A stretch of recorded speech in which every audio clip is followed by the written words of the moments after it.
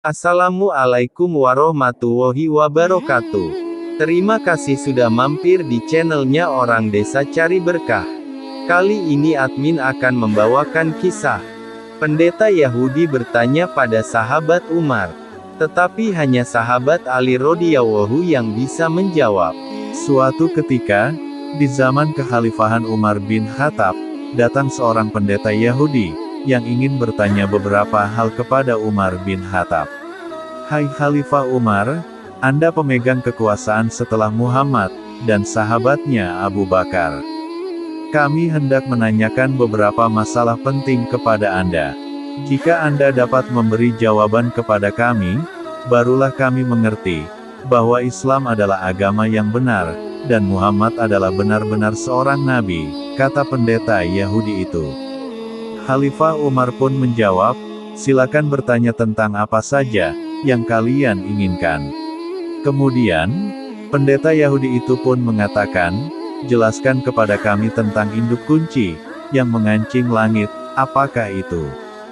Lalu terangkan kepada kami tentang adanya sebuah kuburan yang berjalan bersama penghuninya.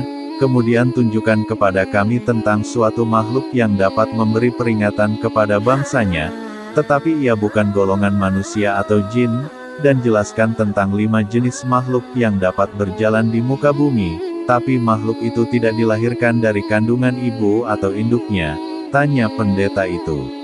Mendengar pertanyaan yang begitu rumit, Khalifah Umar bin Khattab pun menundukkan kepalanya untuk berpikir sejenak, kemudian berkata, bagiku, jika menjawab tidak tahu atas pertanyaan-pertanyaan yang memang tidak diketahui jawabannya, maka itu bukan sesuatu yang memalukan. Pendeta yang mendengar jawaban Khalifah Umar seperti itu lantas kegirangan, dan berkata, sekarang kami bersaksi bahwa Muhammad memang bukan seorang nabi, Islam itu agama yang batil, kata pendeta itu. Salman Al-Farisi yang saat itu bersama Sayyidina Umar pun langsung mendatangi rumah Sayyidina Ali. Ya Abul Hasan, selamatkan agama Islam, seru Salman kepada Sayyidina Ali. Kemudian Sayyidina Ali pun bertanya, mengapa?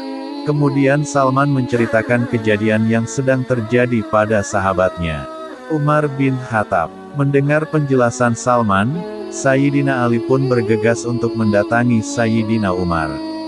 Sampai di kediaman Sayyidina Umar, Sayyidina Ali pun langsung dipeluk olehnya dan berkata, ya Abul Hasan, setiap ada kesulitan besar, engkau selalu kupanggil, ujar Sayyidina Umar. Sayyidina Ali selalu menjawab pertanyaan-pertanyaan yang sering diajukan, bahkan dalam hal ujian ayat yang sering dilontarkan pihak lain. Setelah berhadapan dengan para pendeta Yahudi itu, Sayyidina Ali berkata, silakan kalian bertanya tentang apa saja yang kalian inginkan.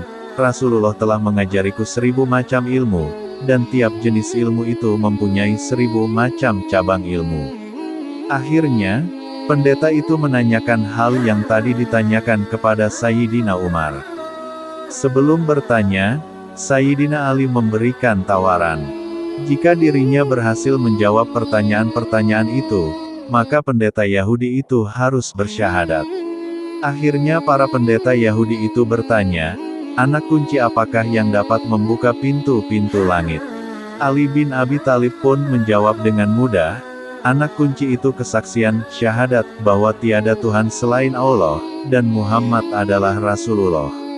Orang Yahudi itu berdiam sejenak sambil bertatap-tatapan. Kemudian berkata, orang ini benar juga.